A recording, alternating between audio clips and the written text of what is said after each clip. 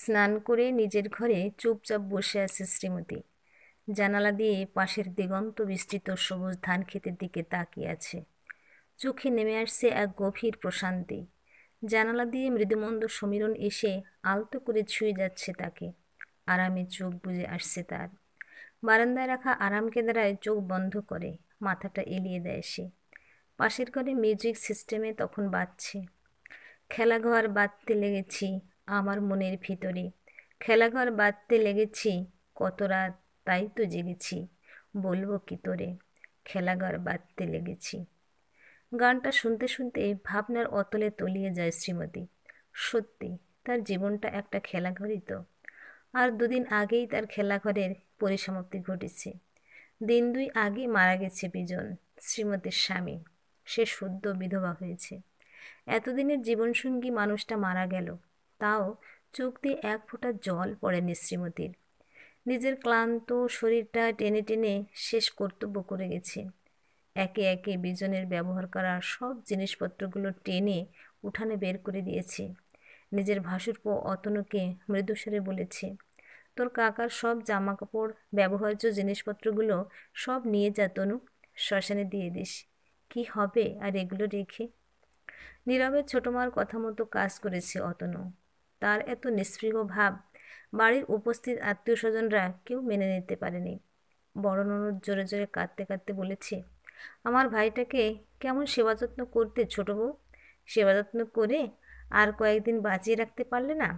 তাহলে তোমাকে এই 56 বছর বয়সে বিধবা হতে হতো না, শাঁকা সিঁদুর পরতে পারতে, ভাইটা আমার বেঁচে থাকতো, আর তুমিও মাছ মাংস খেয়ে সধবা থাকতে পারতে। আবার 5 জন মহিলা এক মাথা হয়ে আলোচনা করেছে। দেখছো, দেখছো, স্বামী মারা গেল, তবু ছোট বউয়ের কোনো শোক তাপ নেই, চোখ দিয়ে এক ফোঁটা জল গড়িয়ে পড়ল না। পাষাণ মহিলা। আবার একজন বলে, শেষের দিকটায় ছোট বউ বিজনের তো ঠিক মতো সেবা যত্ন করতো না, সারাদিন বসে বসে রবীন্দ্রসঙ্গীত চালিয়ে গান শুনতো। ওদিকে বিজন ঠাকুরপো ছোট বউ ডেকে ডেকে হয়রান। ছোট বউ দেখেও দেখতো না। আসলে ছোট বউ তো মনে মনে চাইতো বিজন ঠাকুরপো মারা যাক। কি অসতী মহিলা। অন্যজন বলে, আমি হলে বাবা বুক দিয়ে স্বামীকে আগলে রাখতাম। কথায় বলে, মেয়েদের স্বামী সবচেয়ে বড় সম্পদ, পতি সেবাই সতীর ধর্ম। তা এখন কি এসব কেউ মানে মেজদি? কেউ মানে না। এখনকার মেয়েরা স্বামীকে লেজ নাড়া কুকুর বানিয়ে রাখে। যেমন হয়েছে আমার ছেলেটা, বউয়ের কথায় ওঠে বসে। দুঃখের কথা কাকে বলবো মেজদি, বৌমা মহারানী তো আমাকে গ্রাহ্য করে না। একজনের দুঃখের খবরে কেউ সহানুভূতি দেয়, কেউ বা আবার মনে মনে ভীষণ খুশি হয়। উপস্থিত একজন আত্মীয় সাত তাড়াতাড়ি বলে, আমার বৌমা কিন্তু এমনটি নয় ন বৌদি, আধুনিক যুগের মেয়ে, ঘরেও ওইসব চুড়িদার নাইটি পরে থাকে, শাড়ি একদমই পরতে পারে না। তবে মেয়েটার মনটা খাঁটি সোনা, আমাকে ও শ্বশুরকে খুবই সেবা যত্ন করে না বৌদি। মহিলা মহলের আড্ডা এইভাবে এক থেকে অন্য আরেক বিষয়কে কেন্দ্র করে চলতে থাকে। সব কিছু শুনেও না শোনার ভান করে চুপচাপ নিজের ঘরে উঠে চলে আসে শ্রীমতী। তার দুঃখের খবর আর কেউ রাখে না। আর সব জানলেও এদের কাছ থেকে সহানুভূতি আশা করা বৃথা। বিজন চলে যাওয়ার পর একটা বিরাট পাষাণ ভার বুক থেকে নেমে গেছে তার। মনে মনে ভেবেছে, যাক, অবশেষে মুক্তি মিলল দীর্ঘ 35 বছরের বিষাদময় দাম্পত্য জীবন থেকে। তাই কান্না থেকে বরং ভীষণ রকমের মানসিক শান্তি পেয়েছে সে। আরাম কেদারায় চোখ বুজে একটু ঝিমনি চলে এসেছিল তার। আর ঘুমের ঘোরে শ্রীমতী পৌঁছে গেছে তার শৈশবের সোনালি দিনগুলোতে। তারপর বুঝলে দিদি ভাই, পাষাণপুরীর একটা সুসজ্জিত কক্ষে সোনার পালঙ্কে রাজকন্যা ঘুমিয়েছিল। রাজপুত্র গিয়ে সোনার কাঠি রাজকন্যার শিয়রে স্পর্শ করিয়ে তার ঘুম ভাঙালো। আর রাজকুমারের জাদুদণ্ডের স্পর্শে পুরো পাষাণপুরীতে প্রাণ সঞ্চার হলো। রাজা রানী প্রজারা সৈন্য সামন্ত সব পাথর থেকে মানুষে পরিণত হলো। সবার তখন কি আনন্দ! তারপর এক শুভদিন দেখে রাজামশাই রূপকুমারীর সঙ্গে রাজপুত্র চন্দ্রকুমারের বিবাহ দিয়ে দিলেন। নিজের প্রিয়তমা পত্নী রূপকুমারীকে পক্ষীরাজের পিঠে চাপিয়ে নদী পাহাড় সমুদ্র পেরিয়ে চন্দ্রকুমার ফিরে এলো তার নিজের রাজ্যে চন্দ্রপুরীতে। দীর্ঘদিন পর রাজা রানী তাদের পুত্র পুত্রবধূকে ফিরে পেলেন। তারপর সেখানে তারা দুজনে সুখে শান্তিতে ঘর সংসার করতে লাগলো। আমার গল্পটি ফুরলো, নুটে গাছটি মুড়লো। ও দাদু, দাদু, দাদু গো, আমিও চন্দ্রকুমারকে বিয়ে করব। চন্দ্রকুমার কত ভালো, কত সাহসী, আমারও চন্দ্রকুমারের মতো বর চাই। দাদুর কাছে আবদার করতো ছোট্ট শ্রীমতী। হা হা করে হাসতে হাসতে শ্রীমতীর দাদু বলতো, ঠিক আছে দিদি ভাই, ঠিক আছে, তোমার জন্য আমি খুঁজে পেতে ঠিক রাজকুমার নিয়ে আসব। রাজকুমার ছাড়া আমার দিদি ভাইয়ের আমি বিয়েই দেব না। তবে তার শৈশবের স্বপ্ন বাস্তবের মাটিতে ঠুক্কর খেয়ে ভেঙে গিয়েছিল। উপরন্তু নিয়তি নির্মমভাবে পরিহাস করেছিল শ্রীমতীর সঙ্গে। উচ্চ মাধ্যমিক পরীক্ষা দেওয়ার পরেই বাবা মারা যায় শ্রীমতীর। 4 কন্যা নিয়ে তখন দিশেহারা তার মা। সেই সময় তার মায়ের পাশে এসে দাঁড়ায় শ্রীমতীর মামারা। নিজের বোন আর ভাগ্নিদের কোনো রকমের অসুবিধা হতে দেয়নি তারা। মামারা তখন হন্যে হয়ে বড় ভাগ্নি শ্রীমতীর জন্য পাত্র খুঁজছে। সেই সময় ঘটক মারফত সুদূর বর্ধমান থেকে একটা সম্বন্ধ আসে তার। বর্ধমানের ধনাঢ্য ব্যক্তি শ্রী কেনারাম বাগচির ছোট ছেলে বিজন বাগচি পাত্র। কেনারাম বাগচির বর্ধমানের বেশ বড় মিষ্টির দোকান আছে। বংশ পরম্পরায় তারা মিষ্টান্ন প্রস্তুত করেন। বর্ধমান শহরে একটা, পানাগড়ে একটা, দুটো বড় বড় মিষ্টির দোকান তাদের। একটা দেখেন স্বয়ং কেনারাম বাগচি, আর একটা তার বড় পুত্র সুজন বাগচি দেখাশোনা করে। পাত্র বিজন তার বাবার সঙ্গে দোকানে বসে।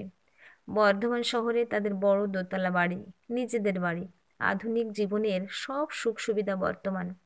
এত বড়লোক সম্ভ্রান্ত পরিবার থেকে শ্রীমতীর সম্বন্ধ আসাতে হাতে চাঁদ পান শ্রীমতীর মা ও মামারা।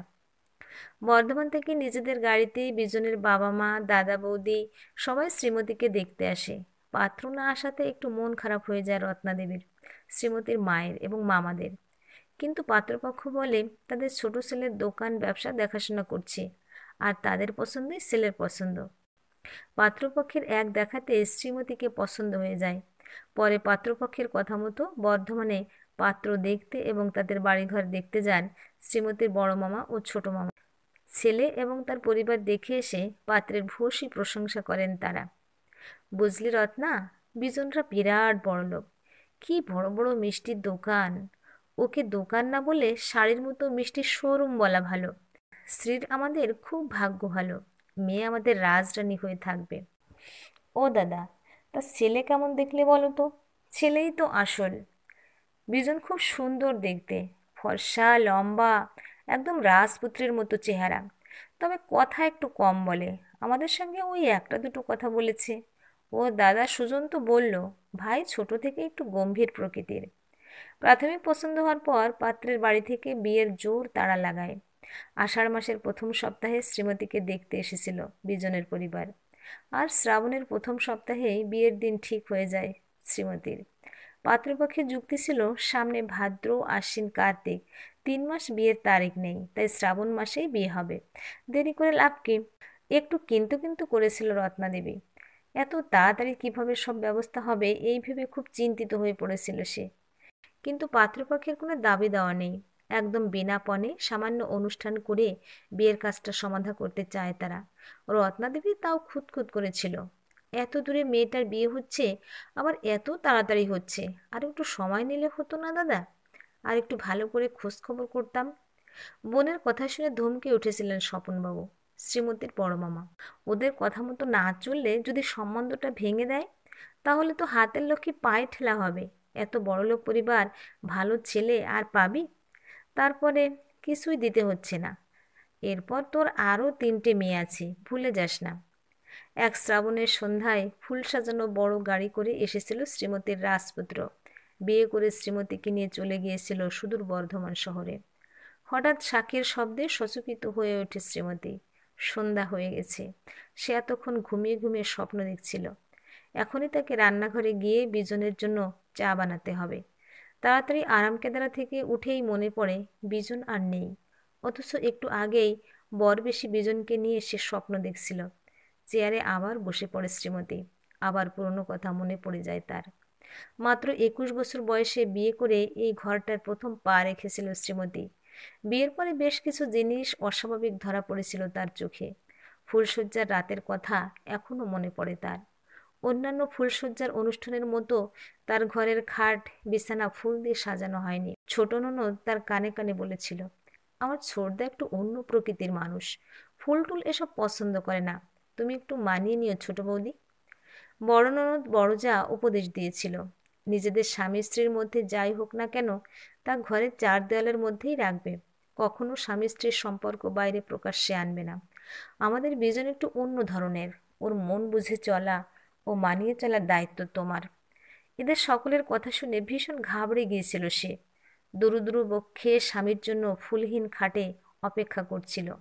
হঠাৎ বিজনকে নিয়ে ঘরে ঢোকে তার বড় ভাসুর সুজন। বড় ভাসুরকে দেখে লজ্জায় চমকে ওঠে শ্রীমতী। ভাইয়ের দিকে তাকিয়ে কড়া গলায় সুজন বলে, বৌমা আজ থেকে এই ঘরে তোর বিছানায় শোবে, ওর যেন কোনো অসুবিধা না হয়। বৌমার কিছু কষ্ট হলে জানিস তো তোকে কি করব। আমি বেরিয়ে গেলে ঘরের দরজাটা বন্ধ করে দিবি। ভয়ে ভয়ে মাথা নাড়ে বিজন। তারপর বড় শ্বশুরের কথা মতো গিয়ে ঘরের দরজা বন্ধ করে। শ্রীমতীর দিকে তাকিয়ে বলে, তুমি একটু সরে বসো, এখানে আমি ঘুমোবো। বলেই বিছানার একপাশে শুয়ে ঘুমিয়ে পড়ে। সারা রাত বিনিদ্র কাটে শ্রীমতীর। মনে মনে গভীর সন্দেহ হয়, বিজন কি পাগল? এত অস্বাভাবিক ব্যবহার কেন তার? বিয়েতে এদের বাড়িতে এত কম আত্মীয় স্বজন কেন এসেছে? শুধু দুই ননদ নন্দাই আর যা ভাসুর দুটো গাড়ি করে তাদের বাড়ি গিয়েছিল বিয়ে দিতে, কোনো বরযাত্রী নিয়ে যায়নি। বিয়ের সময় বিজনের সঙ্গে সব সময় তার ভাসুর সুজন ছিল। সুজনের কথা মতো বিজন বিয়ের সব কাজ করে গেছে। এখন ঠান্ডা মাথায় বিষয়টা ভাবতে কেমন অবাক লাগে তার। অথচ বিয়ে ঠিক হবার পর এই বিজন ফোনে তার সঙ্গে অনেক কথাই বলেছে, কিন্তু তার আজকের ব্যবহার ভীষণ অন্যরকম। বিয়ের পর থেকে তার সঙ্গে একটা কথাও বলেনি সে। তাহলে এতদিন ফোনে সে কার সঙ্গে কথা বলতো? শ্রীমতীর মাথাটা ঘুরে যায় এসব ভেবে। অষ্টমঙ্গলায় বাপের বাড়িতে একটা দিন ছিল তারা, তাদের সাথে আবার তার দুই ননদ নন্দাই গিয়েছিল। শ্রীমতীর মনে হয়েছিল তাকে যেন সবসময় পাহারায় রেখেছে দুই ননদ, আর বিজনকে পাহারায় রেখেছে দুই নন্দাই। শ্বশুরবাড়ির কথা সে মাকে বিশেষ কিছু বলতে পারেনি। তবে শ্বশুরবাড়িতে মাস দুই থাকতে থাকতেই পুরো বিষয়টা বুঝে গিয়েছিল শ্রীমতী। বিজন একজন মানসিক রোগী, মাঝে মাঝে মাথা গরম হয় তার। বর্ধমানের মানসিক রোগের ডাক্তার দেখায় নিয়মিত, প্রত্যেক দিন ওষুধ খেতে হয়। আর মাঝে মাঝেই মাথা গরম হলে তাণ্ডব করে, তখন বাড়ির সবাইকে মারধর করে, আছড়ে কামড়ে দেয়, জিনিসপত্র ভাঙাচোরা করে। তখন হাল ধরে সুজন, ঘর বন্ধ করে নির্মমভাবে ভাইকে প্রহার করে, তারপর চড়া ডোজের ঘুমের ওষুধ খাইয়ে দেয়। এজন্য দাদাকে জমের মতো ভয় করে বিজন। দাদার কথার অবাধ্য হয় না। নিজের স্বামীর সম্বন্ধে এই সত্যগুলো জেনে পায়ের তলা থেকে মাটি সরে যায় শ্রীমতীর। বিয়ের পর নতুন সংসার করার স্বপ্ন তার বালির বাঁধের মতো ধসে পড়ে। বিবাহিত জীবনে প্রতারিত হয়ে মানসিকভাবে ভেঙে পড়েছিল শ্রীমতী। কিছুতেই পাগল স্বামীর সঙ্গে সংসার করতে মন চায়নি তার। মনে হয়েছিল সব ছেড়ে ছুড়ে দিয়ে মায়ের কাছে দৌড়ে পালিয়ে যায়। কিন্তু ততদিনে সে শ্বশুরবাড়ির জালে জড়িয়ে পড়েছে। শাশুড়ি মা তাকে বুঝিয়েছে, ছোট বৌমা একটু ধৈর্য ধরো, এত অবুঝ হয়ে না, বিজু আমার ভালো হয়ে যাবে মা।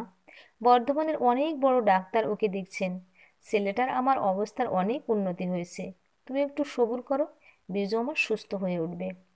প্রচণ্ড কাঁদতে কাঁদতে প্রতিবাদ করেছিল শ্রীমতী, ততদিন আমি বাঁচব তো মা, পাগলে না আমাকে গলা টিপে মেরে দেয়।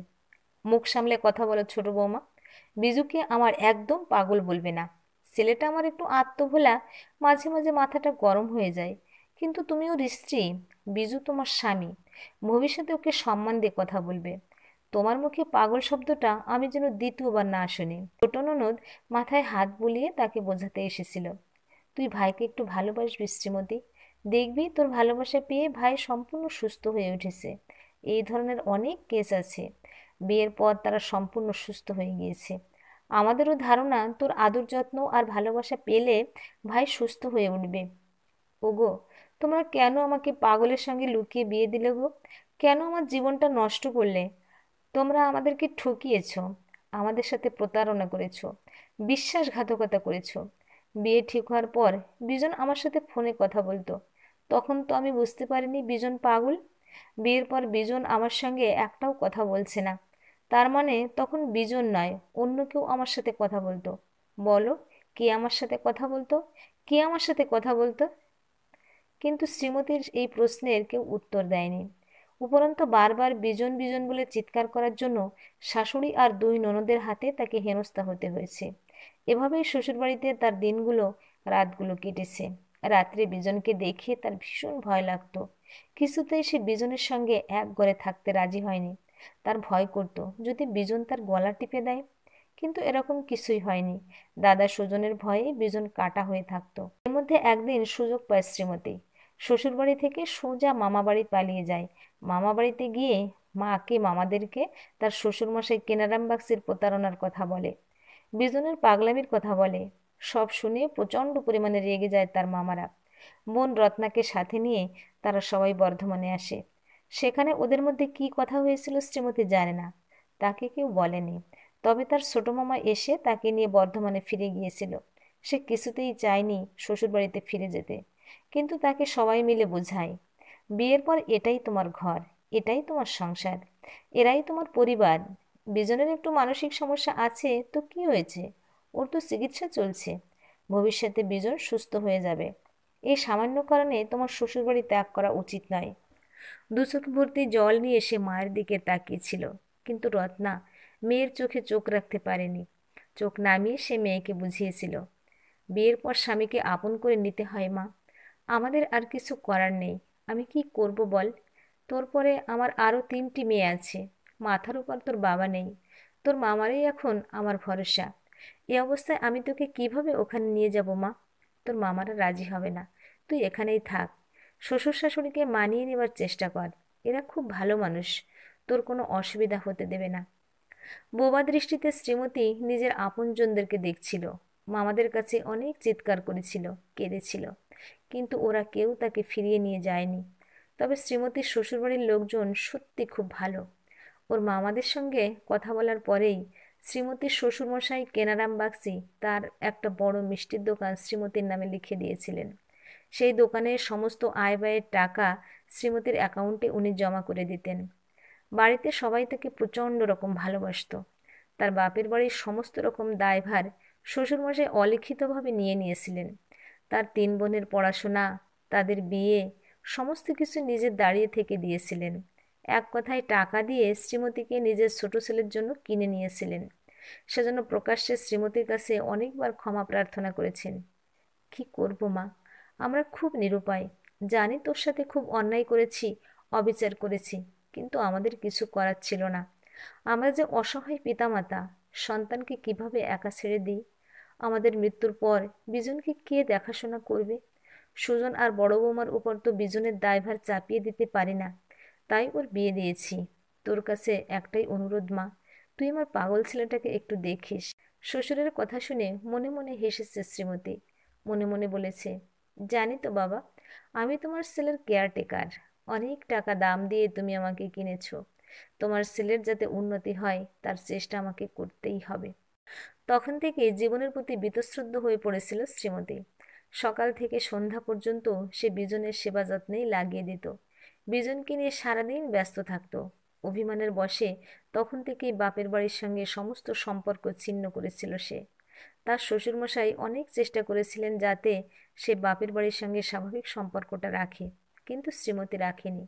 ওই বোনদের বিয়ের দিন গাড়ি করে সকালে গিয়ে সন্ধ্যাতে ফিরে এসেছে। মা মেয়ের অভিমান বুঝেও তাকে আর ঘাটায়নি। এভাবেই একটার পর একটা দিন পেরিয়ে গেছে শ্রীমতীর। একটার পর একটা দিন পেরিয়ে গেছে, তবুও বিজনের অবস্থার কোনো উন্নতি হয়নি।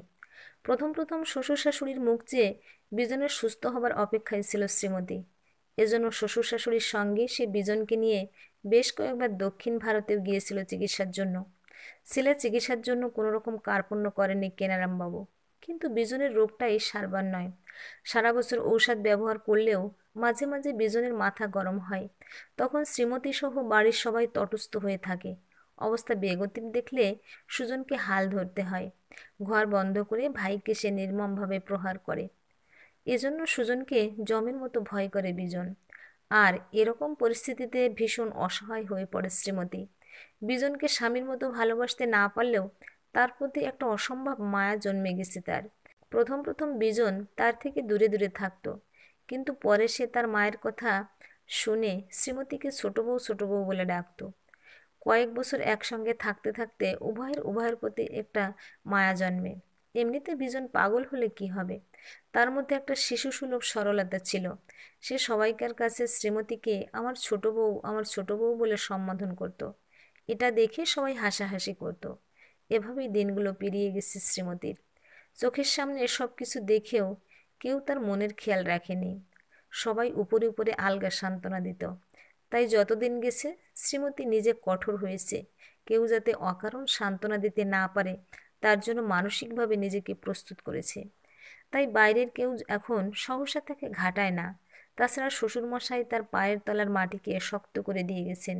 আর্থিকভাবে সে স্বাবলম্বী। তবে কিছুই কি প্রাপ্তি নেই শ্রীমতীর খেলাঘরে? আছে তো।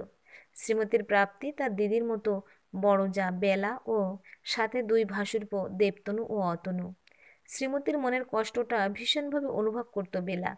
একটা মেয়ে যে সারা জীবন স্বামীর আদর ভালোবাসা পেল না, মা হতে পারল না, বিবাহিত জীবনের সমস্ত সুখ থেকে বঞ্চিত হয়ে রইল। আর সে পরপর দুই সন্তানের মা। তাই ভগ্নীসম ছোট জায়ের দিকে লজ্জায় তাকাতে পারত না বেলা। ছোট ছেলে অতনু হওয়ার পর শ্রীমতীর কোলে ছোট ছেলেকে দিয়ে সে বলেছিল, এই নে শ্রী, এটা তোর ছেলে, তুই একে নিজের মনের মতো মানুষ কর। অতনের মুখে সে প্রথম মা ডাক শুনেছিল। কিন্তু সাংসারিক সদ্ভাবের এই সমীকরণ সহ্য হয়নি শ্রীমতীর শাশুড়ির।